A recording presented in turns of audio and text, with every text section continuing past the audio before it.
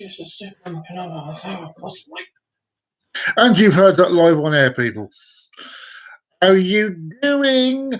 Chakunga, my friend. It is I, Trev the Rev, and I ain't no vicar. It's true. It's true. I am no vicar. Yes, Mrs. Yes. Oh, yes. And yesterday we are indeed talking about Atlantis. So, before we start, I'm going to start with my normal shenanigans. If you've enjoyed the show, please hit that thumbs up button. And if you haven't done so already and you'd like to see more, just please subscribe to my channel and ring that bell and it'll tell you when that one's coming out. And there we go. So let's start with the usual shenanigans. We'll start with the jokey wokies. Yes, the jokey wokies. So a child asked his father. A child asked his father, how are people born? His father said, Adam and Eve made babies. And their babies become adults and made babies, and so on. The child then went to his mum and asked her the same question. And she told him, we were monkeys, and then we evolved to become like we are now. The child ran back to his father and said, you lied to me. His father replied, no, your mum was talking about her side of the family. Okay.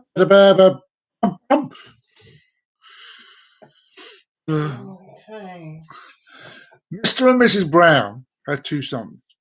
One was called Mind Your Own Business, and the other one was called Trouble. One day, the two boys decided to play hide and seek. Trouble hid while Mind Your Own Business counted to 100. Mind Your Own Business began looking for his brother behind garbage cans and bushes.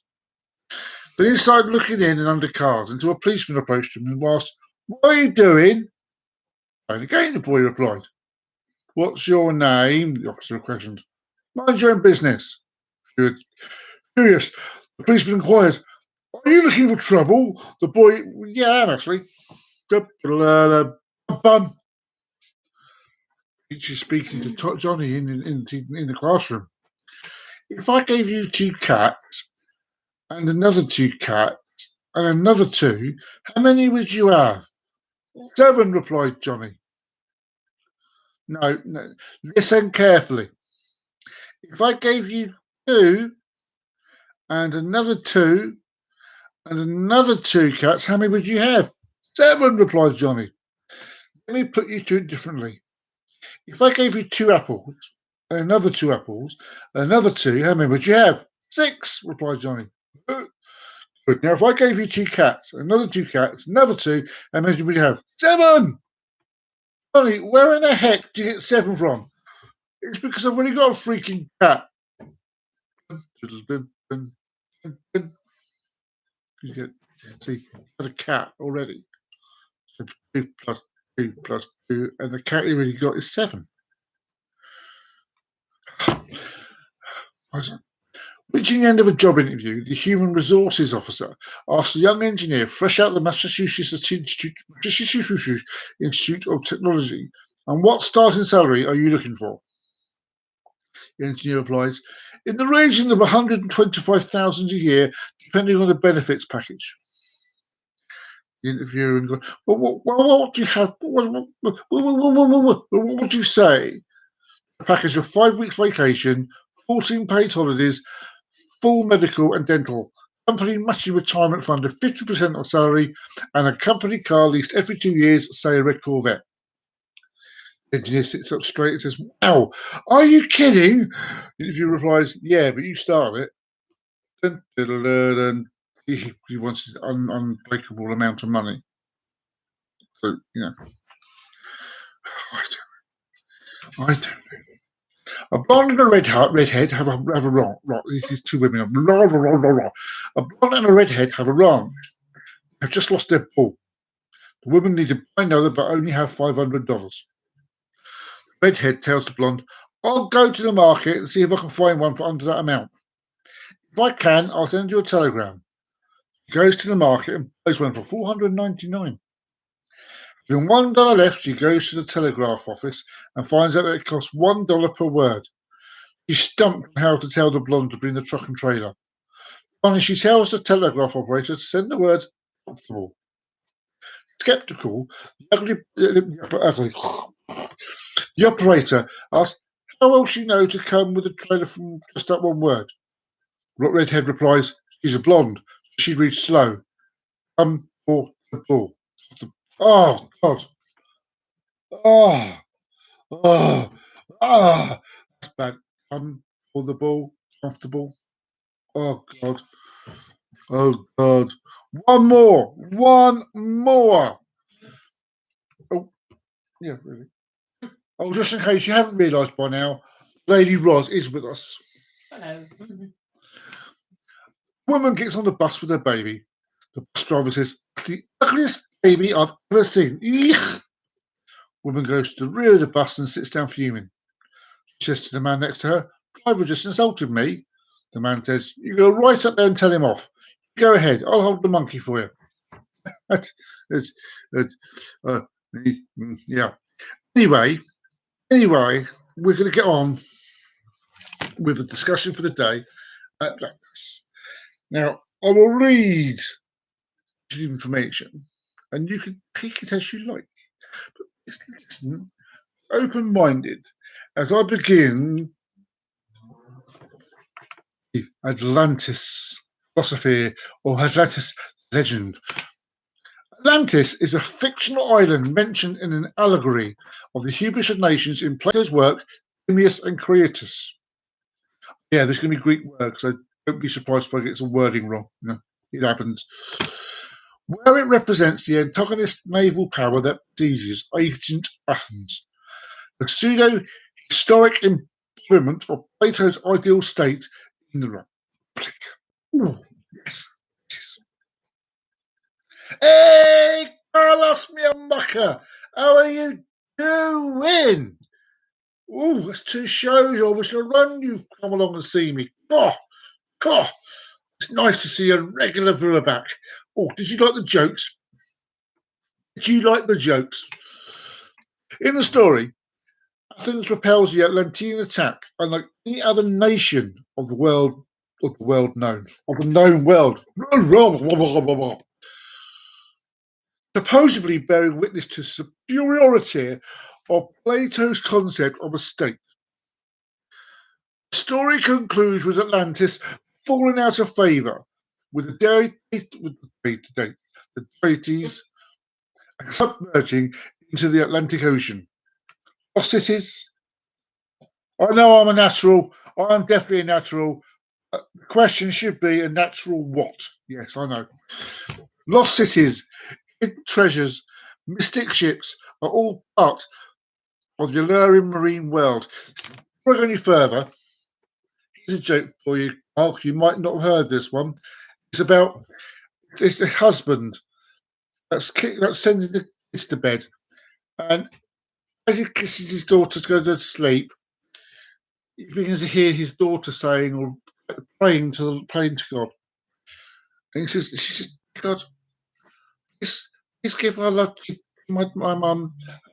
Please give my love to my dad, and please give my love to my grand, and please bless my grandfather on his journey." And his dad was like, "What? What does that mean? What does that mean?" And she's like, went to work the next day. And when he came home from work, his missus said, "Sit down." She says, "Your grandfather's died." And she's like, "What? I just thought of that. My daughter said that." "No, oh no. How does she know that?" And 2 weeks later, after he kissed his daughter back to bed, she was saying her prayers to God. And again, she went, "Give my love to my mum, and my love to my dad, and please bless the journey my grand's going to be taking."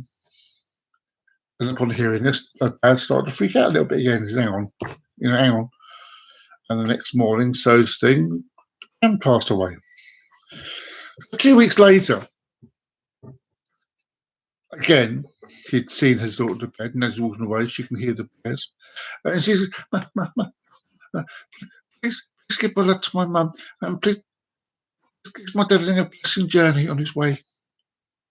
Like, no, that's me. He says, that's me. God, I better be careful. So he woke up nice and early the following morning.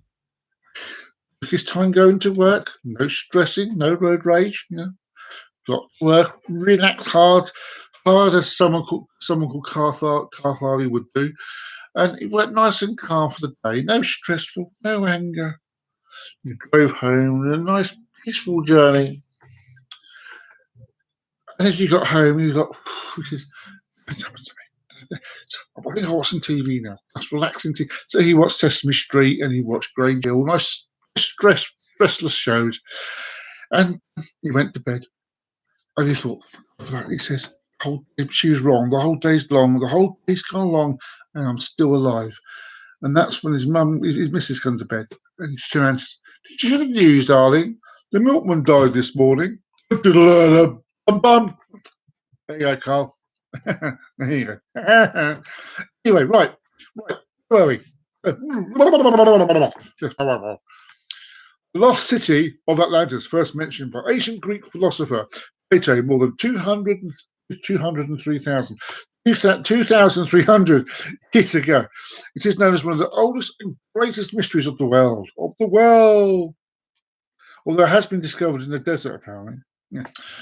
According to Plato, the utopian island kingdom existed some 9,000 years before time and mysteriously disappeared one day. Famed for having been the exhibit of worldly pleasures in the world, the city is enigmatic as it is inviting.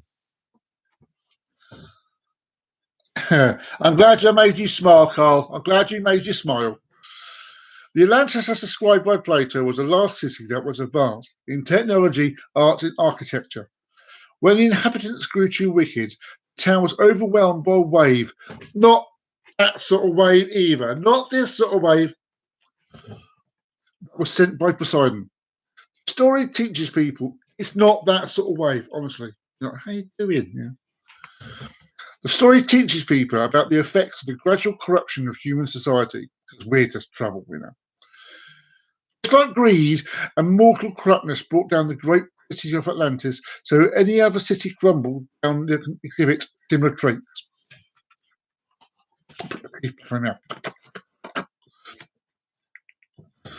Some ancient writers viewed Atlantis as fictional or metaphorical myth. Others believed it to be real. Did you enjoy my birthday episode, Carl? His teacher had invented the island to teach philosophy. Philosopher Crantor. Well, how can you call someone Crantor? Oh, what's that? A student of Plato's student of Plato's student of a student of a student of a student. Socrates is cited often as an example as a writer who thought the story to be a historical fact. It's real. His work, a commentary on Timaeus, is lost. But Proclus and Neplo of the 5th century AD reports on it. It's a word I couldn't pronounce, by the way. As the writing of the great Greek philosopher Plato not contained several truths, his name wouldn't have been disregarded a long time ago. However, one of his famous stories, the Atlantis, is undoubtedly false. So why do people still believe this tale more than 2,300 years after the philosopher's passing on? Let's do a little ground checking. Plato Plato told the story of this. So I do the hard words and then trip on the simple words. Plato told the story of this mystical island in 360 BC. He claimed that the founders of Atlantis was partly god and partly human. Ooh. He created a perfect civilization that would later become a high naval power. The home consisted of concentric islands that were separated by wide boats and were connected by a canal and went through the centre. A load of rings, in other words. On the island, there are also plenty of rare, striking wildlife and precious metals. Yes, there was some, also some precious stuff there. Atlantis. There's also a large capital city in the middle of the Atlantis. Atlantis, as described described by Plato, described, that's not even a word, was the last city that was advanced in technology, arts, and architecture. When the inhabitants grew too wicked, the town was overwhelmed by a wave that was sent by I've done on purpose, by the way, that was sent by Poseidon. The story teaches people about the effects of the gradual corruption of human society, just like greed and moral corruptness brought down the great city of Atlantis. So can any other city rumble down if they exhibit similar traits. So, the ancient Greeks weren't sure whether the story should be taken as a metaphor or valued as an historical event. As far as this legend tale has grown, some archaeologists are of the idea that they will find the city. Probably it was real, or at least something close to Atlantis once existed. Plato claimed that the island existed more than 9,000 years before his existence. He said that that's an easy thing to say, isn't it? Oh, this place existed, but it's like 9,000 years ago, so I can't prove it. Oh. He said the tale was passed down to him by priests and poets. So there you go. It was passed to someone, to pass to someone, to pass to someone. It's like a big game of rugby. However, Plato's backwards. However, Plato's writing about Atlantis are the only known historical records of its existence. Few, if any, scientists trust that Atlantis ever existed. It did. Had the story been right, it could have been at least a story of a passing of a remarkable city. Some people claim that Atlantis is Santorini. However, this can't be true. There is a time of eruption on Santorini Island, not coincide with when Plato claimed that Atlantis was destroyed. We should have a game here. How many words can I trip up on? Some historians believe that Plato created the story, express some of these philosophical